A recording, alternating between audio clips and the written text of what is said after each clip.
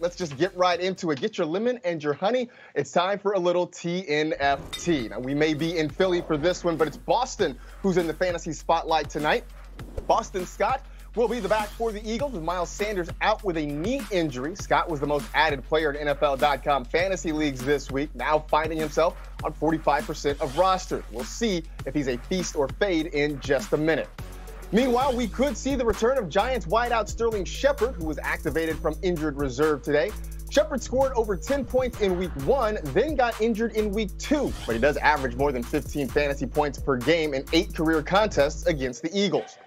That's less than half of the most points ever scored by a Giant when it comes to Thursday Night Football. That claim goes to Saquon Barkley, who put up 37.9 fantasy points against the Eagles back in week 6 of 2018. Barkley had just 1 TD in that game, but compiled 229 yards from scrimmage, 130 rushing, 99 receiving. Not sure who misses Saquon more, Giants fans or fantasy managers. As for your highest scoring Eagle on Thursday Night Football, you have to go back 12 years for running back Brian Westbrook's performance against the Cardinals. He scored 4 touchdowns in that one, 2 rushing, 2 receiving, with 130 total yards. Now, all told, Westbrook put up 40 fantasy points, which was the highest by any player that week.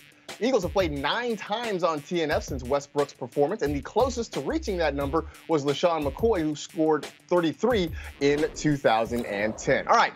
Cups down, forks up. It is time for Feast or Fade. I will give you a player in tonight's game. You will tell us whether or not he's going to eat. So, Adam Rank, we'll start with you. Devontae Freeman, who's getting loose, getting comfortable in that Giants backfield. Is he feast or fade? I say he's going to have a feast, or at least, a sizable snack, like better than the Fruity Pebbles that you like to consume during Thursday Night Football. But he's had at least 15 touches in 3 consecutive games. He's had at least double-digit fantasy points in 2 out of his last 3. So I really do believe that the opportunity is going to be here. The Eagles have allowed 1 rushing touchdown in 3 consecutive games. And for me, he's kind of a low-end number 2. And I have him right there around, Desean Jackson and players like that. So I think he's a pretty good option. Fruity Pebbles is for kids. I've grown up. I eat Count Chocula now. Cynthia, Boston Scott, feast or fade? Ooh, I love Count Chocula. It's great. I'm going with Boston Scott. He's going to be a feast for me, a top 25 ranking for me, which means you should absolutely be playing him. The interesting part here is my projection has 56 rush yards, a touchdown, and 2 receptions for 16 receiving yards. Remember, in order to keep Carson Wentz accurate and not turning the ball over, establishing a really strong run game is a really big factor, which means there could be even more rushing yards. That's just the median projection. All right, Kimmy, over to Darius Slayton. Is he a feast or fade for you this week? Marcus, you're not going to team me up with a cereal comparison? Come on now. Speaking of Darius Slayton, though, he is going to be a feast because there's not really any other option for the Giants passing game. Now, Slayton has been decent in fantasy production, averaging 13 fantasy points, but he does lead the team in targets, receptions, yards, and touchdowns this season and should be able to score against the Eagles secondary that's giving up the 6th most fantasy points to wide receivers since week 3. Like Frosted Mini Wheats. You look at it, you're like, and then you eat it, you're like, yeah, this is better than I remember. I'm going to go with waiver wire darling Travis Fulgham, who I think is a feast tonight. I mean, he's been Philly's de facto wide receiver 1 for the past 3 weeks, leads the team in targets, essentially tied for the team lead in air yards, and he's facing this Giants defense that is bottom 12 against fantasy wide receivers. Carson Wentz has needed help, and Travis Fulgham has been there to help out when he's needed it. All right, Rank, Evan Ingram, feast or fade? Well, this is like Cinnamon Toast Crunch. It should be a lot better than it is. You're like, this is disappointing. I thought this was going to be excellent. And then you're just like, nah, it's okay. Because coming into this season, we thought that Evan Ingram was really going to take a step forward. And if you would have told me he was going to be healthy this whole year and not be one of the top tight ends, I understand he's the tight end 9. But that's not a very impressive class that he's competing with. But he does have a great opportunity this week against the Eagles. They've allowed a top 10 fantasy tight end in 4 of 6 games. They've allowed the 4th most fantasy points to the position. So this is going to be it. This is going to be the Evan Ingram breakout game. Everybody is certainly hoping so. Cynthia, Rank mentioned somebody getting healthy. Desean Jackson could like to see his first action since week 3. So feast or fade? This is a upside feast for me. This is the Desean Jackson. What did he say? This is the time. This is when it's going to happen. This is a prime position for Desean Jackson. I was once at one of these matchups where Desean Jackson ran back a touchdown. That was like 10 years ago, and it was so much fun to watch. I mean, obviously not if you're a Giants fan, but this is an interesting one because while I only have 3 receptions for 43 yards projected, there is definitely a touchdown and even more receptions because this offense has a diversity of pass catchers, and Desean Jackson probably wants to get in on the action. If he can give us another walk-off punt return touchdown, that would be certainly pretty exciting to watch. Stick around because later on in this hour, Cynthia will give you her winning daily fantasy lineup in Best Day Ever. But, of course, later on tonight, it is Thursday Night Football. 2 NFC East foes squaring off. Giants at Eagles. All kicks off at 8 o'clock Eastern on NFL Network, Fox, and streaming on Prime Video. But first, it's NFL Game Day kickoff coming up right after us at 6 p.m. Eastern. All right, number of headlines in case you missed it.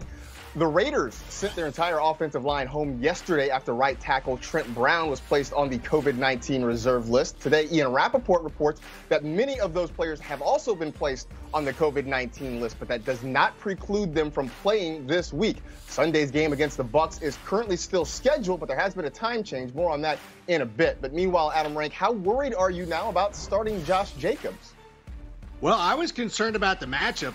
For first and foremost, I mean, the Tampa Bay Buccaneers have allowed the fewest rushing yards per game this season. They've allowed the 10th fewest fantasy points to running backs. So already I was concerned, and now there's an offensive line issue.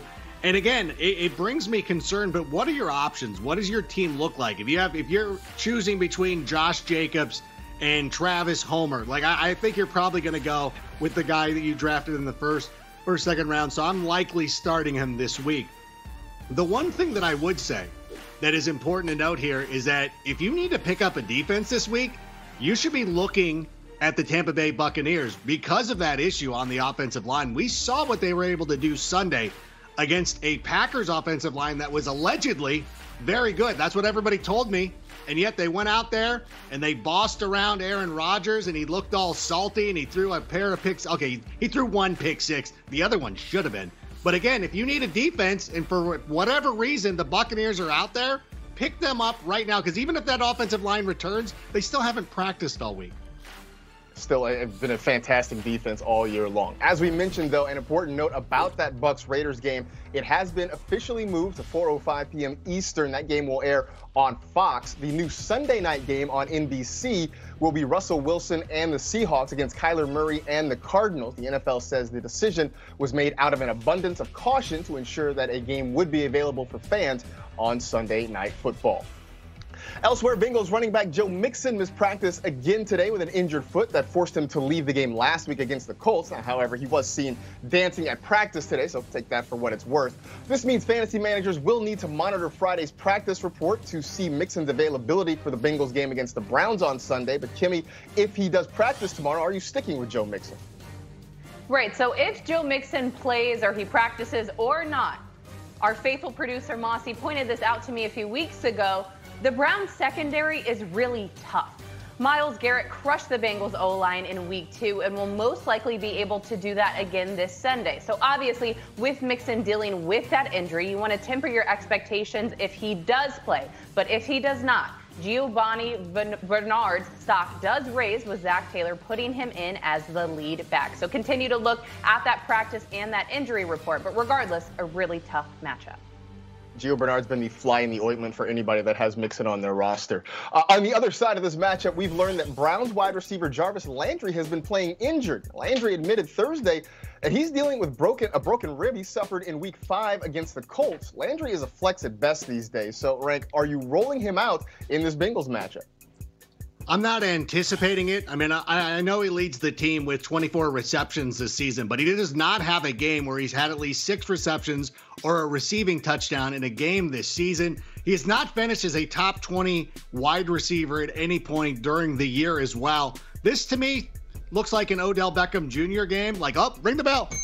That means it's Odell. So, yeah, I'm going to sit Jarvis Landry this week. I love that he has his own jingle now. Staying in the division, Juju Smith-Schuster missed practice on Wednesday, but today he was back in full with an injured knee. He's been a disappointment for managers who took him this season, hoping for big things with the return of a healthy Big Ben Roethlisberger. So, Cynthia, what do you project for Juju this week against the Titans? So the projection is 5 receptions for 59 yards, which means just under 11 fantasy points. There is upside here, absolutely, because the matchup, if you look at Tennessee, they're allowing the 4th most fantasy points per game to wide receivers this season, and they've allowed a top 20 guy in 4 of 5 games. However, that doesn't necessarily mean it's going to be Smith-Schuster. So for me, this is one where you put him in your lineup if you need a good upside pick, but don't count on him to have that 18-point floor that you'd be expecting based on where you drafted him. Become kind of a short yardage possession receiver in this offense. One-time Steeler, Le'Veon Bell, sporting some new gear with the Kansas City Chiefs. Bell signed with KC last week and is expected to make his debut Sunday at Denver, although you'll want to see what head coach Andy Reid says on this one, because as of Wednesday, Reid still wasn't sure if Bell will be active. So, Cynthia, we'll stick with you. If Bell does play, what do you project him for this week?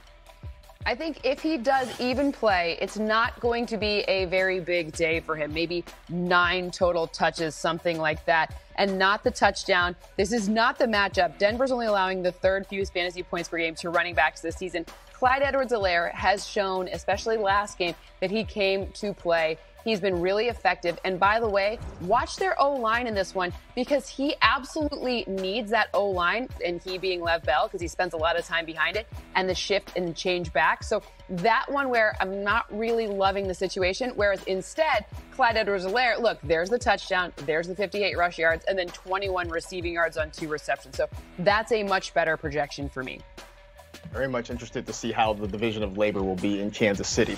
Our own Ian Rappaport says the Ravens plan to sign Dez Bryant to the team's practice squad. Bryant has been out of the league since tearing his Achilles tendon with the Saints last year. But, Rank, if you're in a deeper league, is it worth taking a flyer on Dez? Come on. Why is it every time there's a receiver returning to the league, we get inundated with so many questions about this? Like, if T. Higgins is still available and you're sitting here asking me about Dez Bryant, I will metaphorically hang up the phone on you. So, no, I don't think that there's a lot of...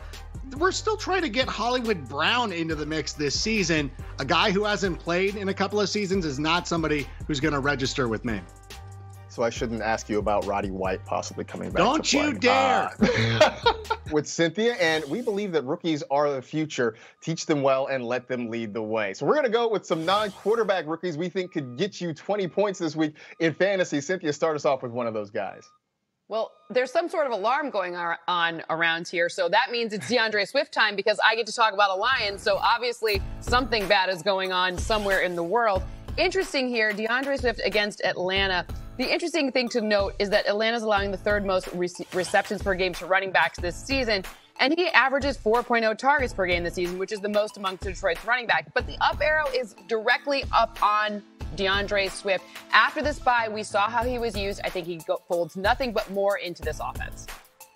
Alarm just warning people about your red-hot fire takes. I'm going to go with Chase Claypool here, who has led the Steelers in wide receiver snaps the past 3 weeks. Deontay Johnson looks like he's going to be back, so that means Claypool likely goes back to being a field stretcher. But that works out, because Tennessee has allowed 9 touchdowns on throws that are 10 or more yards beyond the line of scrimmage, so could be another big day for Claypool. What's one more you got for me, Cynthia? Well, obviously, this is pending the O-line situation, but I think Henry Ruggs has a great opportunity against the Bucs this weekend. This offense works best when it's risk it, biscuit. And you know who the best risk is Henry Ruggs. Those deep receptions, using his speed, trying to make sure that those rookies on the other side, meaning the corners, the younger players against him, are going to have to catch up with him. And that is not a great value proposition for any defense. So, again, pending this O-line situation, let's make sure that happens. And then Derek Carr to Henry Ruggs could be something really interesting this weekend. I'm going to round this out by talking about Antonio Gibson, who's seen a lot more work lately. 5 targets in 3 straight games. Also seeing nearly all of the red zone running back snaps for Washington, facing that Dallas defense that has struggled overall, especially against the run, ranked 31st. 2nd most rushing yards allowed, tied for the most rushing touchdowns allowed. All right, so we go from the young to the wise, and last week's Hot Atlanta connection. Here's Ryan firing left side. Caught, touchdown, Julio Jones. And Jones into the end zone for the first time in 2020. Good route by Julio Jones, uses his physicality. Ryan stepping up, going to flip it down the field. It's caught, Jones. Julio 10-5, touchdown Atlanta. Amazing. Ryan looked like he was going to tuck and run him softly, flipped it to Jones for the touchdown. That was your top stack from week 6. It was Matt Ryan and Julio Jones combining for just over 65 fantasy points. But Adam Rank and I are here to focus on the future. It's lucky week number 7, and we have the dynamic duos that are going to stack you up fantasy points. Rankadoodle, kick me off with your first stack. Well, I'm going to go with the Los Angeles Chargers and a stack of Justin Herbert and Keenan Allen. The last time we saw Justin Herbert, he was the QB7 over the season. He is averaging close to 22 fantasy points per game, averaging around 300 passing yards per game. And he's got a great matchup this week against the Jacksonville Jaguars, who've allowed a quarterback to score more than 24 points in 3 out of their last 5 games. And so the receiver that I'm going to put with him, of course, is Keenan Allen. He has 31% of the target share here. So to me, this is an easy one. And if you're going to run it back, make sure you get somebody from the Jag side. So I would pick Keelan Cole for that. Who you got, Kim? I love it. I love how I call you Rankadoodle and I give you a nickname, so I'm going to call that favorite stack of yours. That's going to be Herbie and Kiki. But I want to focus on my favorite stacks. It's Patrick Mahomes and Tyreek Hill, who are taking on the Denver Broncos. Now, both Mahomes and Tyreek have been touchdown machines this season, which shouldn't be any sort of surprise. Mahomes has had at least 2 passing touchdowns in each game this season, while Hill has been on the receiving end of that, having a receiving touchdown in 5 of 6 games. Now, the Denver Broncos are allowing an average of 20 fantasy points per game to quarterbacks this season, while Tyreek Hill averaged 20 fantasy points in the 2 games he played against the Broncos in 2019. So huge things in store for my team. I love that. Well, listen, I love that one, but we picked the Chargers and Chiefs too much. We need to move on from that. It's spice it up. It's like, like whenever somebody asks me for a movie recommendation, and of course I say San Andreas starring The Rock, eventually I have to mix it up. Not now, but I mean eventually. So I'm going to go something different, something I haven't done this year. I'm going to go with a stack of Lions. Matthew Stafford, Kenny Golladay, and a big part of the reason is the cheat code going up against the Atlanta Falcons, who've allowed 300 passing yards in every game this season, a top 12 fantasy quarterback in 5 of 6. They've allowed every quarterback that they faced this year to get at least 20 fantasy points. Oh, wait, not you, Mitch Trubisky. Get out of that conversation. But the Bears quarterbacks combined scored for 28. And ever since Kenny Golladay has returned, the last 3 games he's played in have been absolutely fantastic. This is a very special player, and it wouldn't surprise me if, this guy ends up being the number 1 wide receiver. I'll get it out. Number 1 wide receiver on the week. All right, that's a lot of spice. That's a lot of spice. I know Cynthia Freeland is smiling because we are just hyping up her Detroit Lions, but I have my last stack, and one of my favorites of the week, it's Josh Allen and Stephon Diggs as they take on the New York Jets. Now, it's a bounce-back game for Josh Allen, and I love him stacked with Diggs versus the Jets because the Jets have allowed opposing quarterbacks to 11 passing touchdowns this season, which is tied for 10th most in the league. Now, Josh Allen has thrown for 16 touchdowns in 2020 and looks to add on to that with Stephon Diggs being his main receiving threat and option. Stephon Diggs, a player who has had 14-plus fantasy points in every game this season. All right, those were our very favorite stacks of Week 7. But if you want more of Adam Rank and I have a solution for you. We have a show called NFL Fantasy Bites, and you can watch it at NFL.com, on the NFL Fantasy app, or go to YouTube.com/NFL Fantasy. Marcus, back to you. Game days are always good days, but we're going to try to make this one the best day ever. Cynthia is here now to help us set a daily lineup for this Giants-Eagles contest. So let's start with your MVP. Which player are you wanting to get 1.5 times the points from in this one? We've talked about him all show long. It's Boston Scott. In the games where he's had 10-plus touches, he's had more than 20 fantasy points. Now, here's the thing about that. Remember, it's 1.5 times. So that automatically adds up to 30 points right away just from those increased touches. So for me, Boston Scott is a great pick in this format, especially because it gives me room to fit in all of the other players that I got in this lineup for you. All right, so we got the Boston show in Philly as the MVP. So let's set the 4 flex players. And remember, as we always say, kickers are people too. You know, we've said that, and I haven't picked a kicker in a while, and I'm not going to do it now. So I'm going to go with Devontae Freeman as flex number 1. And then for flex number 2, I'm taking that Danny Dimes speedy little quarterback runner. If you look to see the top 5 quarterback runs in terms of speed, you know who appears twice on this list? It's Daniel Jones. Kind of surprised me, but you know what? When you're under pressure as often as he is, you have to run for your life. It would probably make all of us run just a little bit faster. So for me, I want to get both quarterbacks in, which means I have Daniel Jones on this side.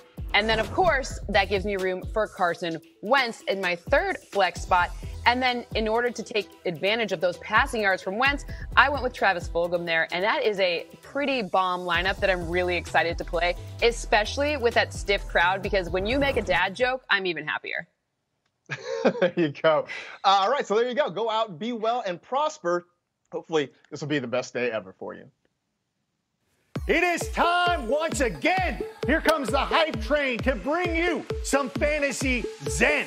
And the name is Rank, Adam Rank, and my guy Marcus Grant and I have sold hype trains from Brockway to Ogdenville and North Haverbrook. And by golly, we've put them on the map. Now let's fire up the hype train. Let's get the power tilting full max, because this is the segment that has been endorsed by the most USC Heisman Trophy winning quarterbacks. Marcus, are you ready? I'm ready. Come on, Marcus, I need you to feel it. I'm ready, but you're going to feel it if you don't get off the track. Hey, here they come. Let's get out of here. Marcus, we've been rocking lately, and this week we're going to start off in Detroit Rock City, where the running back by committee hasn't been so pretty. But I hear my song, it pulls me through. Getting this guy in our lineup is what we got to do. Stand up. Everybody's going to leave their feet. Get down.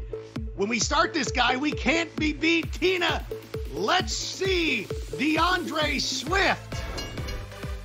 I'm on board with Deandre Swift. I mean, I liked what we saw from him last week, and the Lions really just giving him an opportunity. He had the 2 touchdowns, and hopefully this means they're starting to kind of go away from Adrian Peterson and give Swift some more opportunity. I think he's the best all-around back they have in that backfield, so I'm excited about him. I just want to make sure the Lions coaching staff is as excited about him as I am right now.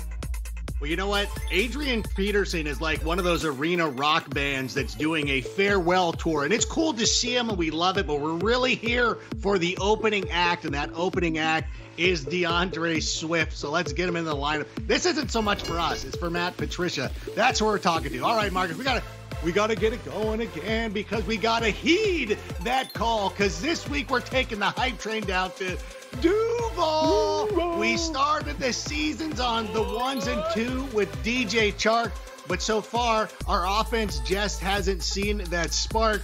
So we got somebody else, ladies, who's been on quite a roll. So Tina, will you please show us Keelan Cole? I'm on board with Keelan Cole. I mean, maybe not super excited about him week to week, but I think over the long term, I think there's some value there. I mean, I'm cautiously optimistic. He is in an offense that doesn't have a ton of passing volume, but you talk about DJ Chark. I mean, Keelan Cole has been his equal in terms of target share, air yard share, so that means that Gardner Minshew has faith in him. They're trying to get him the football, especially downfield. So like I said, over the long haul, I'm definitely excited about him. I think week to week, you're going to have to play the matchups. Yeah, and I mentioned this briefly when we were talking about stacks on stacks, that when you play a stack like that Chargers stack, you want to have one piece on the other side to run it back, so you always have somebody going in that game. And Keelan Cole is that pick for me this week. So got to get him into your lineup, and I think in season-long leagues he's good as well. All right, we got one more. We got to feel it. Let's go. It's time to get down to Tampa Bay. We finally got a tight end we've been dying to play. He got into the end zone last week, and it was pretty redonk. So, Tina, I ask you, can you show us the Gronk? I can't do it. You know, this is sort of like you know, years ago a network revived Pee-wee's Playhouse, and I got all excited about it, and I watched it a couple of nights, and then I realized that, you know, the magic's just not there. It was fun at first, but it just didn't last. And I feel like this is nice and nostalgic, but the Buccaneers have said straight out they don't plan to just force the ball to Gronk. They have a lot of tight ends. They can still use Cameron Brate there. They still have Mike Evans and Chris Godwin. So he's a matchup-based play at best. It was nice to see what we saw last week. I just don't think it's going to happen regularly. It wasn't even a great matchup last week because that was the first touchdown the Packers had allowed to a tight end all season. So it is really going to be difficult. I'm on it just out of, nostalgia. As my favorite 24/7 champion, Rob Gronkowski, one of my favorite players in the NFL right now. But I agree with you. It's really tough to trust him. I might start him over Ian Thomas, but I think that's the company that he's going to be keeping moving forward. So there we go. That's what you got, Marcus. 2 for 1. It's not so bad. It's not so bad. We want the Gronk of old, but we might just end up with old Gronk. All right, anyway, next on NFL Fantasy Live, will anyone be keeping up with the Joneses? Kimmy has 5 players who could tally 2 tutties. And what might we expect from Michael Thomas in Week 7? Cynthia pulls into Projection Junction to grab a few fantasy bites when we return. Oh, boy!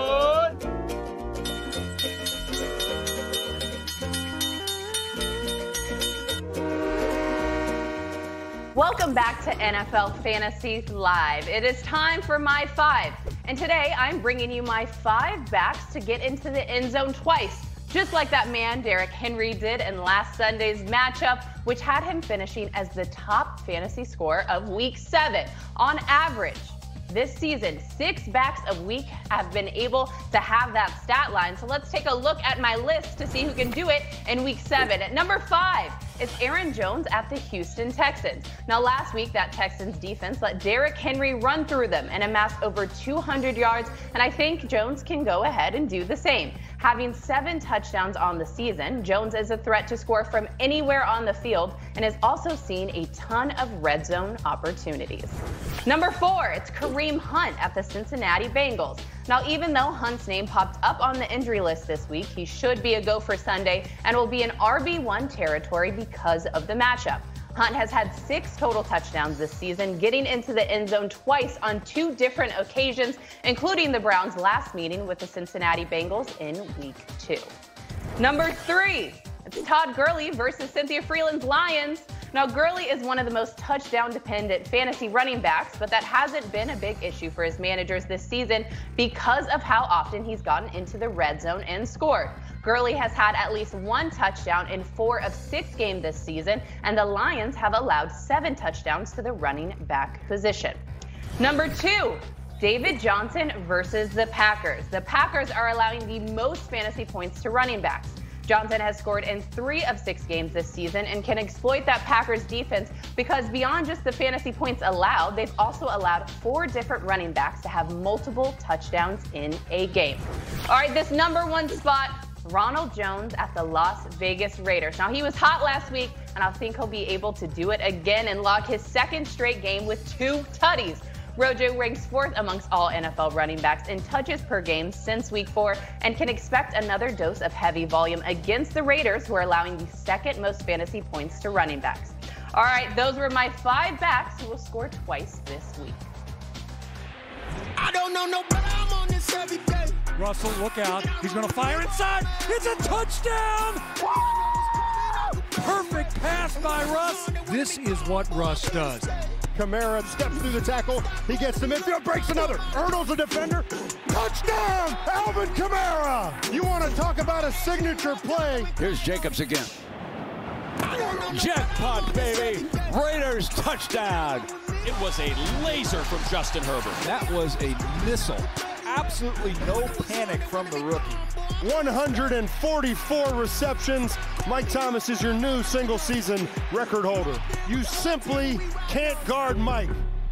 Don't mind me just bobbing my head because that really slaps. Anyway, some heavyweights returning from injury and or bye weeks. That's the focus of Projection Junction. Cynthia's here to tell us what we can expect from some of those players this week so you can take notes and adjust your lineups accordingly. We'll start with Michael Thomas, who has been trending sort of the wrong direction in practice the last couple of days. He's missed some time with a high ankle sprain, now dealing with a hamstring injury. But what do you project if he's able to go this week? I think if he goes, I think it's a huge day. 8 receptions, 96 yards, and a touchdown, almost 24 fantasy points. Carolina's allowed a top 10 fantasy receiver in 3 of their past 5 games. Thomas and Breeze need to kind of reestablish their connection. I think this is a high target situation for him if he comes back. And I think, honestly, I think he will likely come back. I'm really hoping that this one happens this weekend. A lot of folks hoping Michael Thomas comes back. In the same game, no such concerns about Alvin Kamara. He's well rested coming off the bye. What are you looking at for him? Yeah, also a monster projection here. 62 rush yards, a touchdown, 5 receptions, and 47 receiving yards. If no Michael Thomas, jack up those receptions and receiving yards. That could be even higher. This could be another multiple touchdown day and go in Kimmy's list from the last segment. But again, if Thomas plays, then only 1 touchdown in the forecast. Russell Wilson's Kitchen back open this week. Just a reminder, that game has been moved to Sunday night now because of the schedule change. Seahawks facing a Cardinals defense that's been pretty stingy against quarterbacks this season. Will Russ be chefing it up? I don't have the highest scoring game overall in this matchup, but I do think Russell Wilson still has a monster game. He still clocks in at my number 1 at the position this week with 295 passing yards, 3 touchdowns, a pick likely by Budda Baker, and a couple of rushing yards like 27, which is only a couple for Russ. It's still going to be a monster game from him, but it is going to be one of those things where I don't think at the end of this game that there's going to be a very high score overall. So like Trent and Mikey, we're going to Vegas, baby. A reminder that game also changed on the schedule. But Josh Jacobs facing what has been a very good Buccaneers defense, allowing the fewest rushing yards per game to running backs, just over 49 per contest. So how are you feeling about Josh Jacobs? Okay, so this projection reflects his O-line playing, which is, kind of a key thing when you're a running back. So I want to say, with the O-line, 70 rush yards, 3 receptions, 24 yards, and slightly higher chances for a receiving touchdown than a rushing one, although one could happen or the other one is just a touchdown for that matter. Now, the Bucs defense against the run has been awesome. And remember, they're actually getting a guy from the Jets that Todd Bowles is very familiar with. So remember, that rush defense is something to be reckoned with. You want to make sure not to overestimate or over-project a running back against them. Let's look at another running back with the initials JJ. That's Justin Jackson taking on the Jacksonville Jaguars. A whole lot of J's there. Anyway, many managers have turned to him with Austin Eckler still out. How are you feeling about Justin Jackson? Good old Northwestern, one of my alma maters. I have 54 rush yards, touchdown, 2 reception, 15 yards. I can't say that as often as you, Marcus Grant, because I didn't go to USC. This is a nice projection for him, and I think you looked at the matchup, and it's going to be a great one. I was an alliteration major in college. We'll finish up with Jackson's quarterback, Justin Herbert, facing a defense that's 3rd worst against fantasy quarterbacks. Justin Herbert has been a nice fantasy ad. Does he keep it rolling this week? Yeah, absolutely. He is well within that top 10, 280 pass yards and 2 touchdowns, no picks projected for him this weekend. That number could be even higher in terms of how many passing yards. And I love the connection with, what does she call it? Herbie and Kiki. Herbie and Kiki. Herbie I'm all Kiki. in. Yeah, it's like a perfect celebrity nickname down here in Los Angeles. All right, here we go. We know you are just out there asking for a friend. All right, you send us your Week 7 questions, and we're here to help out the best we can. So we will go to twitter.com for some of your queries. Adam Rank, we will start with you. This one coming from King Dot, asking Christian Kirk or Mike Evans. Seems like a crazy question, but Evans' low volume makes me nervous. Is it crazy? Because based on the numbers, I would go with Christian Kirk in this instance. I thought that game against the Dallas Cowboys was just a glimpse of what we could be seeing from him moving forward. His fantasy points have increased in every game this season. He's had 3 receiving touchdowns in the last 3 games.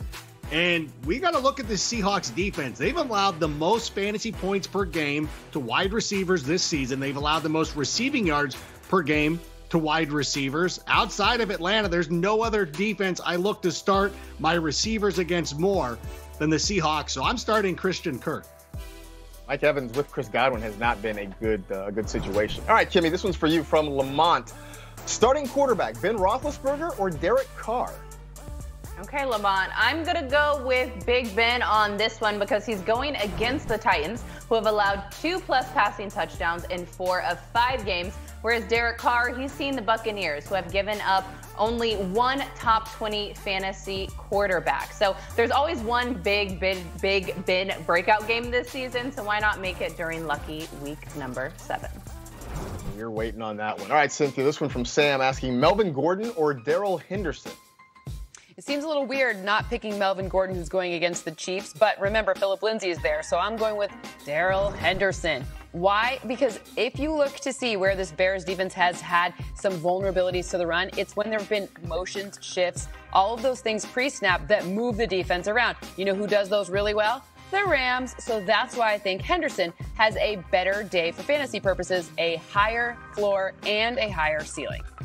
I just love for Darrell Henderson just to claim that job as his own. All right, this one from East Bay asking, flex Emmanuel Sanders or A.J. Green in full PPR? I don't necessarily love either choice, but I'm going to lean toward A.J. Green in this one. Although I will say that if Michael Thomas does not play, then maybe it goes back the other way to Emmanuel Sanders. But assuming things stay on track for MT, I say A.J. Green against the Browns. You see that Cleveland giving up the third most fantasy points per game to wide receivers.